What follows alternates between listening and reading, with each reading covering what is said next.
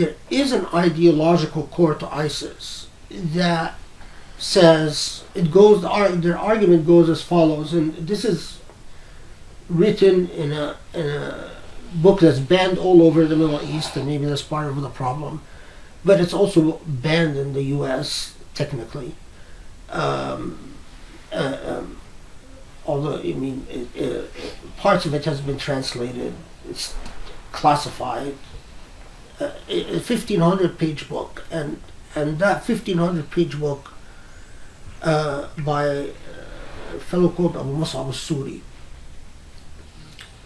which I actually read cover to cover, makes the following argument. He concedes that the vast majority of Muslims would not go for a caliphate at the present time. But he says this is what we would call, his argument of course is in Arabic. He says basically Muslims have a false consciousness. Why do they have a false consciousness? Because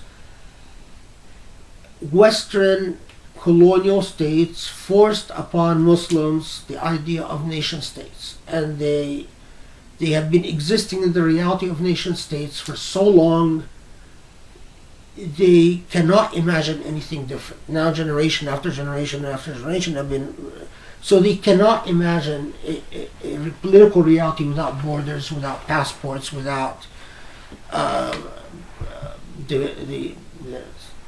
and Abu Mus'ab al-Suri then says that, but there is no hope that Muslims will regain their righteous sense of.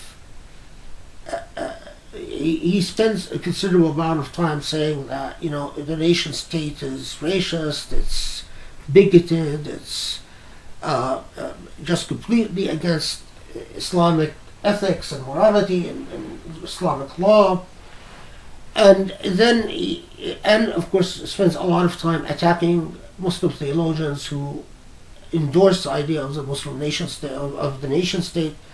And then he says, but the big problem is that the West will not allow Muslims to regain their true, authentic consciousness. The West, every time Muslims have tried to emerge from their dark ages, since colonialism, every time Muslims have tried to get their industry together, they get whatever together, the Western imperialism has intervened by installing puppets that rule, implementing policies that benefit Western industry and Western commerce. And here of course he cites examples like the overthrow of the Mossadegh by the CIA, the attempt to overthrow the Iranian Revolution by the CIA and several now declassified, the Saudi ruling family, which came to power through British, French,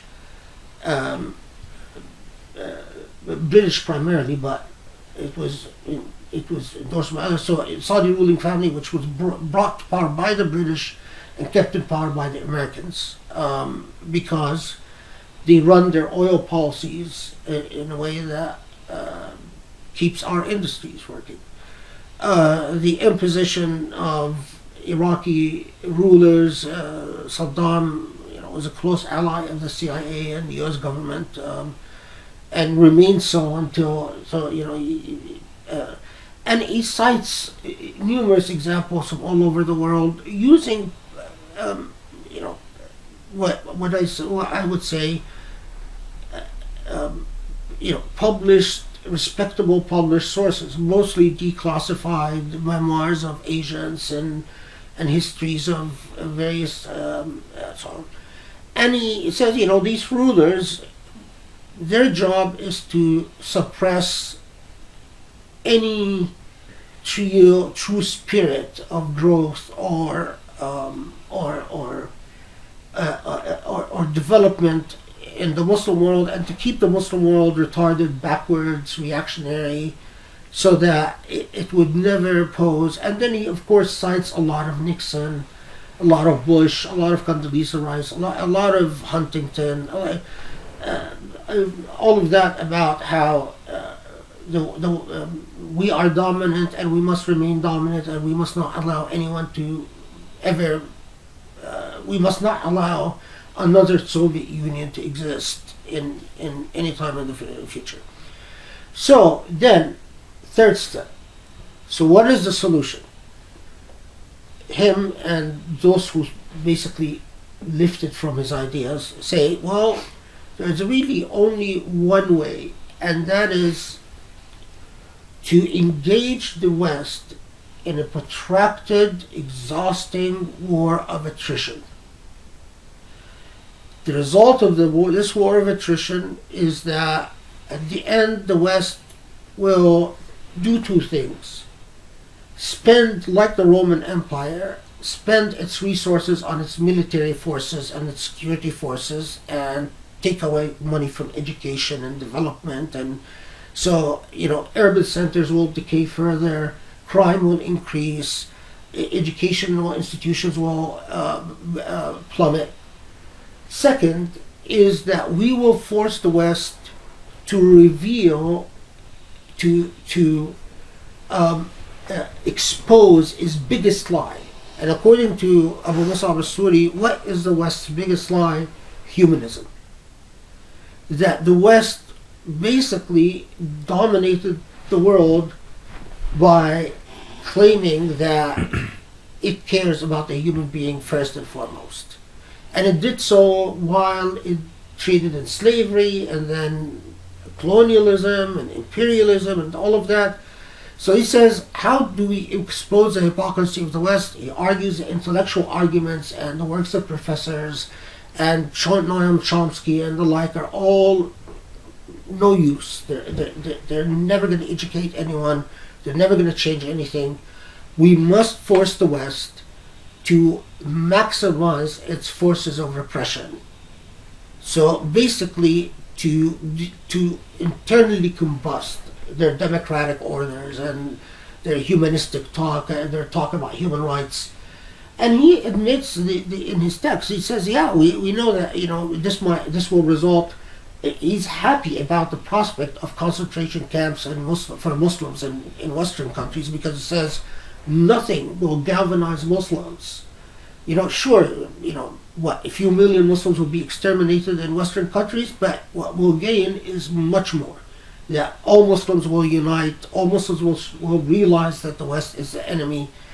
And he says only after these two necessary steps, that war of attrition that exhausts the resources of the West, second, that exposing the Western hypocrisy, will then Muslims' consciousness start to change and no longer remain in what he sees as a state of appeasement and complete subservience. So they'll basically be joining ISIS by the drones. They'll just come in the millions. And then we will build a civilization again. And now, he never gets to talking about, well, what is that Islamic civilization supposed to stand for? So you want to restore Islamic civilization. What should it do? What is your theological perspective about the civilization? He just doesn't really get to any of that. He just says that important thing is power, is that we must regain, and that the West learned that lesson. The West learned to talk, in terms of principles and ethics, but to act in terms of power, and learn and to give when it comes to where it makes a difference, it's realpolitik, political realism. Do what it takes, but in their own societies, they go around talking nice principles that they all feel good about. Now, if I could, I wouldn't hide this text. I would propagate it everywhere because it exactly exposes what, and I actually published this. I mean, this is not something that I've published this in several places. It exactly says what ISIS's short-term and long-term and overall program is. It does not worry about, all these apocalyptic visions about Messiah returning, or there's very little about the Messiah returning, or all of that stuff that people have written. It's nonsense. And from that, I mean, basically, that is used as a recruitment tool because they come to this, kid who's from a dysfunctional family, who's truly a loser, and they say, "Do you want to be among the great builders, to be remembered as a great martyr in the story of recreating Muslim consciousness, uniting Muslims, bringing back our glory days when the Europe was in the Dark Ages and the Muslim world was in its enlightened state and the rulers of the world and so on and so forth. Yes, how can I do that? Well, you must become a soldier and do your duty in this war of attrition." That's why ISIS is happy with any act of violence it can loosely attach any type of connection with. So if I tomorrow go do something and I say I've done it in ISIS's name, they will be more than happy to take credit for it because it's a part of selling the idea that here we are engaging in a war of attrition. Our soldiers are making the enemy fight everywhere. They don't know where the next blow is going to come from. But it creates a very ridiculously diffuse situation where people who what can I say? People who every type of individual was a social uprootedness with no prospects. I mean, as we know that if you look at the number of people who try to immigrate to the U.S. or to the Western countries, the number of people who perish, and this ISIS uses this as well. Say the number of people who perish in the Mediterranean or in the Red Sea trying to get from Morocco or somewhere in North Africa or Libya or Egypt or whatnot to Europe. What for? So they can work at lower than the minimum wage, ridiculous amount of hours just for the hope of upward mobility. That tells you that within many of the countries that they come from, there's no chance of upward mobility. I mean, the oligarchy that controls power in a country like Egypt is so corrupt, so in bed with other corrupt rich people. In the case of Egypt, for instance, so in bed with American and European businessmen, and that the interests intersect, that a poor, a destitute individual or individual has socially uprooted or without prospects, truly is out of the ballgame. And they say, instead of, look at how many people drown pointlessly every day trying to cross the ocean. Well, why don't you make your death meaningful? Why don't you make your death not a meaningless act in which God will say, why did you kill yourself for no point whatsoever, in which you've left this ugly world and you've gained paradise? They of course, they sweeten the pie, the term that they use in the intelligence community, the honey pot, what is it? honeypot, or there are different honeypot things. If you, for instance, you're an individual, no chance that you'll ever get married because you don't have money. You can't afford to even rent a place, and so they'll, if you join, they'll give you a honeymoon. They have a lot of women who, through patriarchy and ideological brainwashing, they control, and they say, we'll give you a year or this woman where you can have a lot of sex instead of being sexually frustrated forever because you have no chance of ever getting married, or instead of sleeping with prostitutes and so on and being a sinner and going to hell, you get to have sex, go to heaven, get it all.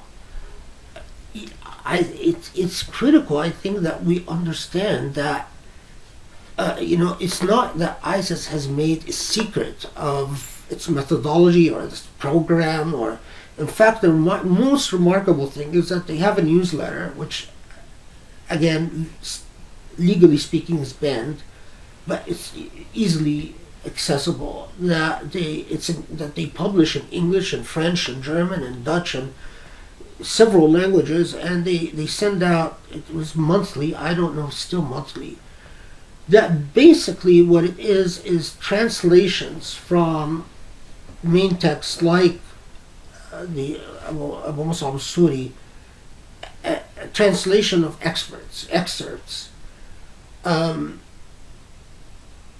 so that's how that idea of pan-Islamism plays in. Does everyone who is recruited by ISIS understand? They understand as far as my brother, because there's so many. Okay, consider this: Sisi today, who is clearly in bed, who rules Egypt. He's clearly supported by the Pentagon, supported by the CIA, supported by Israel, supported by Saudi Arabia.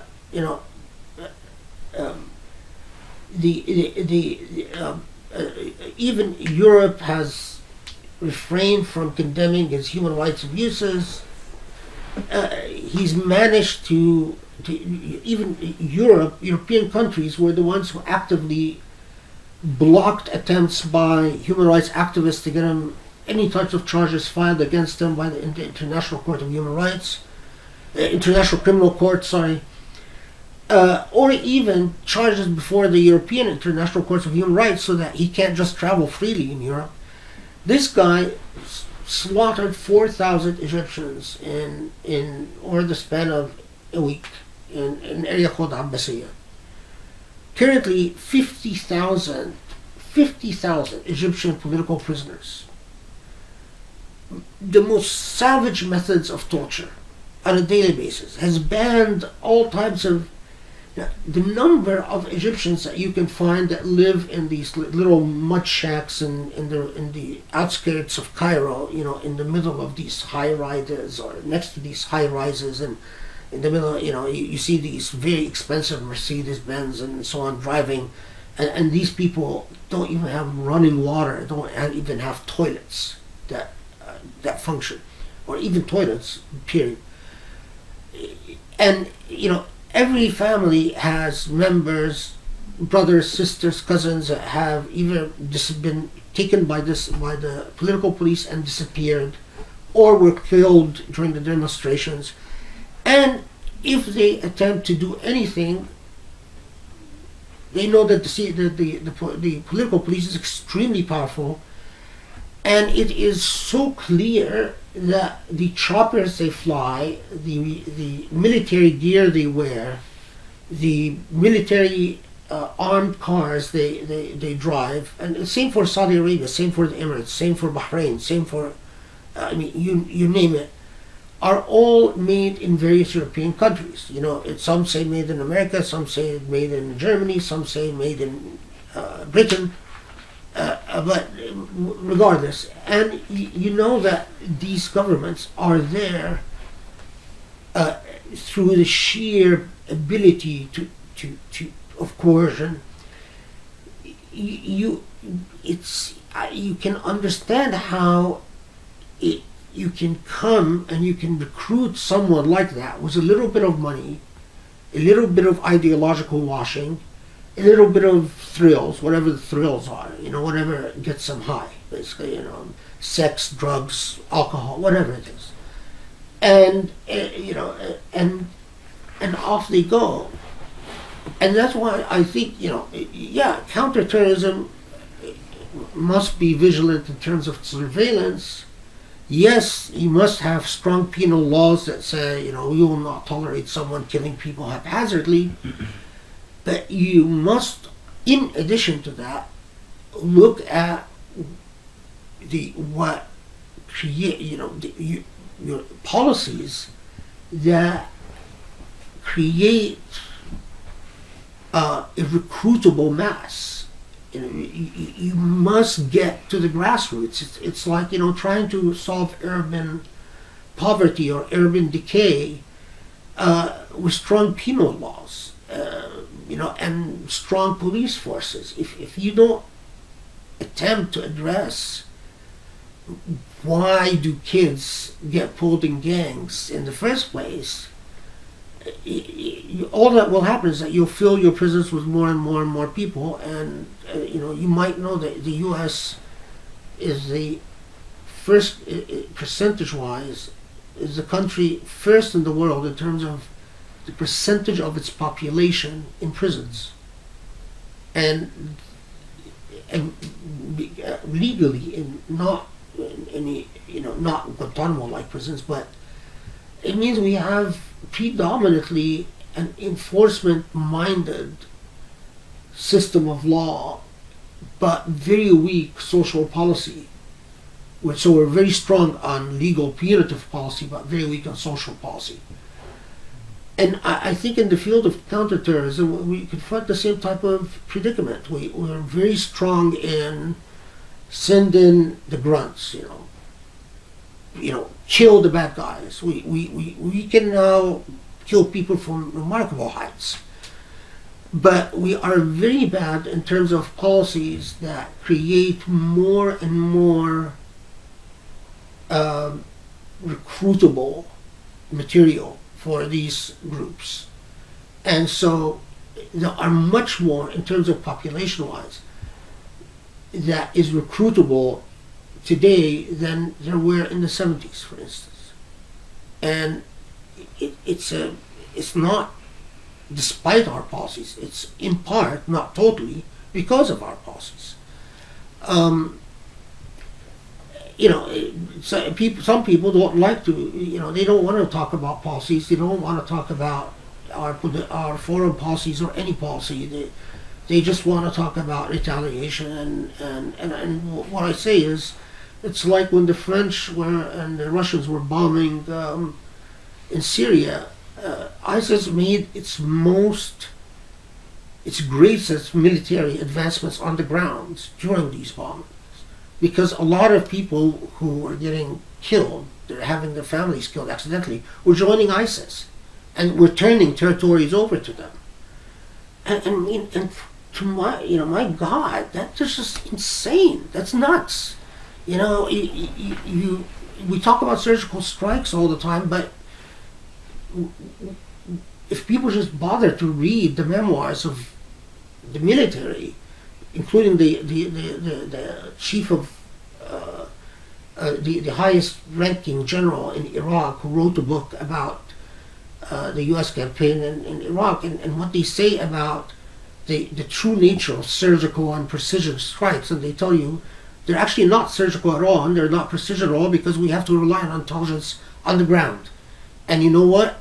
People give us intelligence for all types of reasons. They want our money, and they want to liquidate their neighbor or their competitor, or the woman who refused to marry them, this is just a fact of life.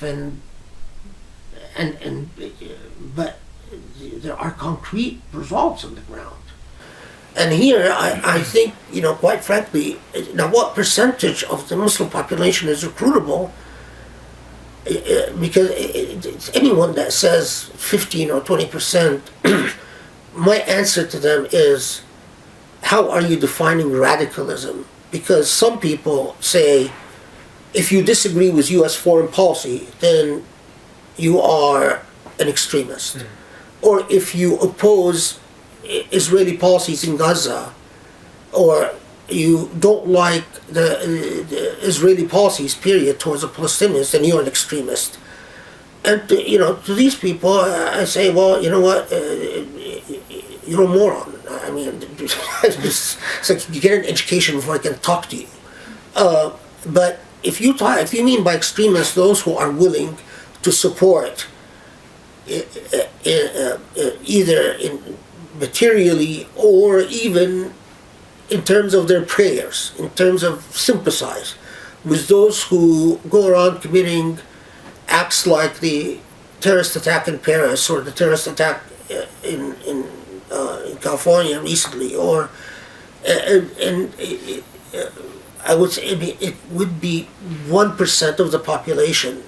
But remember that 1% of 1.6 billion is still a lot of people. I mean, that's not a negligible amount of people. So I think then that means we must somehow beat these people at their game. I mean, I used to work with U.S. intelligence, I used to work with British intelligence and Singaporean intelligence in cohesive counterterrorism policies in which people like myself, for instance, would go and engage their recruiters in open public debates and embarrass them theologically and jurisprudentially. And it's the Islamophobes and the hotheads and the warmongers that closed down all the programs that I was working on, all of them. I mean, basically, no debates, no discussions, no publications, no attempts to understand what makes people join these individuals through sociology and through anthropology. Just spend more on military arming and more military training and more surveillance systems, and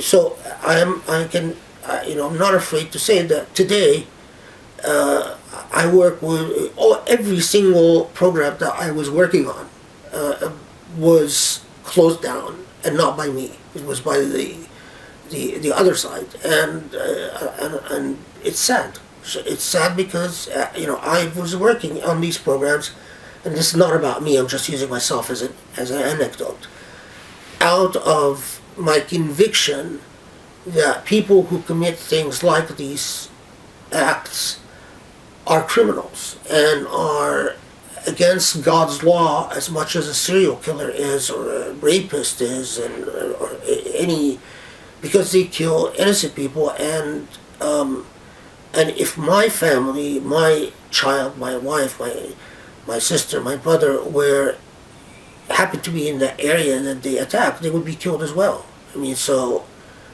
you have for Muslims, there was actually a Muslim victim in the most recent attack, right? One of my very good friends in school was among the victims in 9/11 attacks. He was on the flight from Boston to LA, and he was on that plane that was hijacked. And he was a very good friend of mine and my brother and the family, and a great Muslim kid, very religious, polite, well-raised, well-behaved kid, and so, and that's why say that I see them as much as the enemy as anyone else, and so I'm not ashamed to say that I do everything I can to make them fail on Islamic grounds, as part of what I believe is my Islamic obligation as a Muslim. I just wish that the rest of the world would help.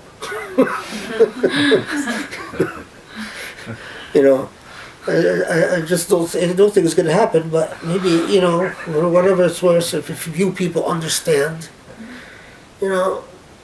then maybe they could be a part of the solution instead of a part of the problem when they get the opportunity. If God gives them the opportunity to make a difference at the time where it matters.